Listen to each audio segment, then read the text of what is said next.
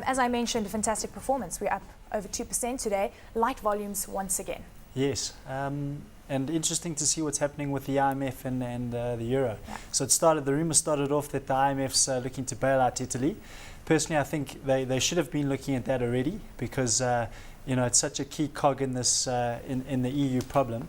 So I'm sure that they're looking at it, but as your previous analyst alluded to, whether or not they've got the money to do that remains to be seen. But there are noises coming out of China that's saying that the Chinese are more willing to get involved with the IMF and assist in producing the currency they call the special drawing rights that will enable the IMF to bail out or assist Italy with the refinancing of some of their debt. Isn't this interesting though, because when we hear of assisting or a form of a bailout package, people get really nervous, especially if the IMF steps in. Do you think that the market could quickly turn if Italy does get a bailout package of any kind, because then we could actually see more countries coming to the fore and saying, well, we also need assistance? Yes, although I think the IMF are the right people to do it. They're very strict in the way they go about it, and the austerity measures and the adjustments that they'll require Italy to make will be no doubt long-term and I think sustainable. So if you want someone to handle this sort of situation, I think the IMF are the right people. The degree to which China now has influence in the IMF remains to be seen. They will almost certainly want more influence and be able to control the IMF to a greater degree if they're going to be putting in more money. But I guess it's Warren Buffett's long-term value investing done on a scale we've never before seen, because I'll be surprised not to see China pick up some other assets during this process. Absolutely. Well, let's just touch on the top 40 performance, and let's touch on the red spots because there's only around 4. Vodacom down, of course, that company going ex-div. AngloGold Ashanti, interestingly, is down 0.3%. Goldfields also losing ground today, down just around 1.2% or so. We've got a gold price that is actually strengthening today, but the local currency looks slightly stronger. Well, and I guess that's probably what's affecting the gold shares there. Although you'd see you'd want to. It's surprising you're not seeing some of the actual platinum companies as well being affected by that. Absolutely. Assor at the top of the top 40, up 5.3%. Shoprite gaining 5%. RMB Holdings 4%. Aggressive movements to the upside right now. Warren, when you see these kind of movements, do you think that it's just a knee-jerk reaction to some of the positive news that we won't actually see these kind of gains sustained?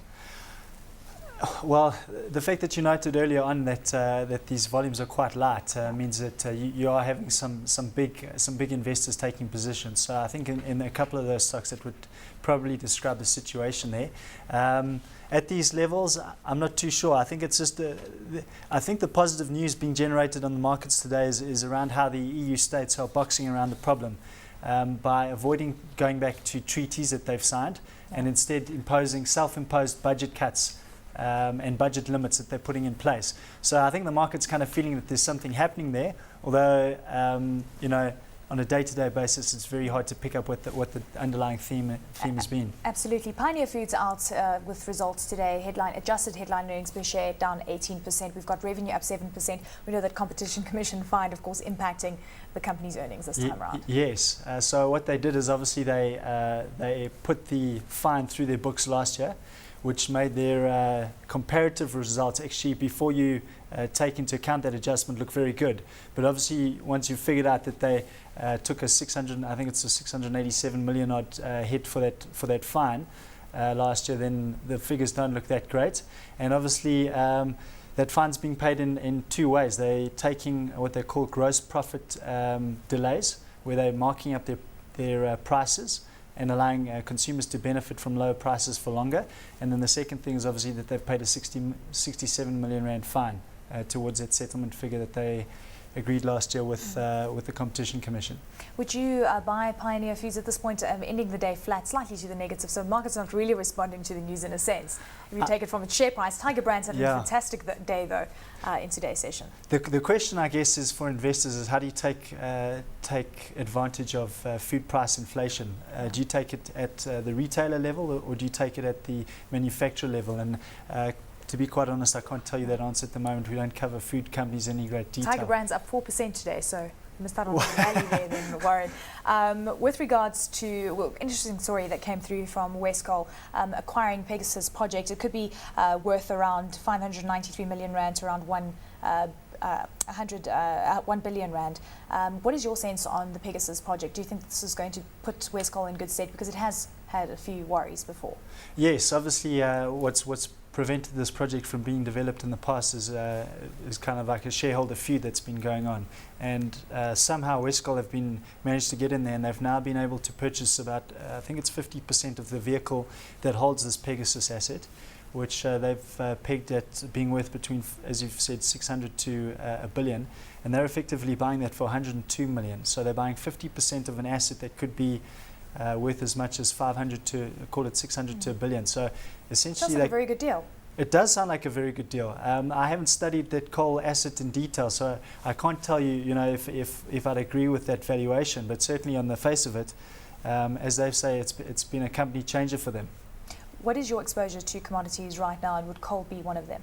Coal is one of them, particularly thermal coal at this point because of its defensive nature. South African coal fields as well as the Mozambican coal fields in Tet are very close to the big consumers of coal as a energy source, which is India, and in particular the west coast of India. So we're very bullish on South African coal companies like Coal of Africa, as well as some companies operating in Tet that do have infrastructure problems, but they do have fantastic coal deposits, and there are majors there that have the balance sheets to be able to invest in infrastructure. Quite an interesting story that came through today. Credit Agricole closing its South African operations, a bank that is worth around 18.4 billion rand, and also the fourth largest foreign bank in South Africa, closing shop. Yeah, I think it's indicative of the testing times they're having in Europe as one of the. It's been here for 60 years, so it's quite an unprecedented move right now. Yes, and I'm not au fait with the internal dynamics at Credit Agricole, but obviously what we did see when the banks started coming under pressure because of this EU problem was they started selling assets around the world to repatriate cash onto their balance sheets in the Eurozone. So perhaps they've just said enough dealing with the colonies now and sending everything back to the mothership.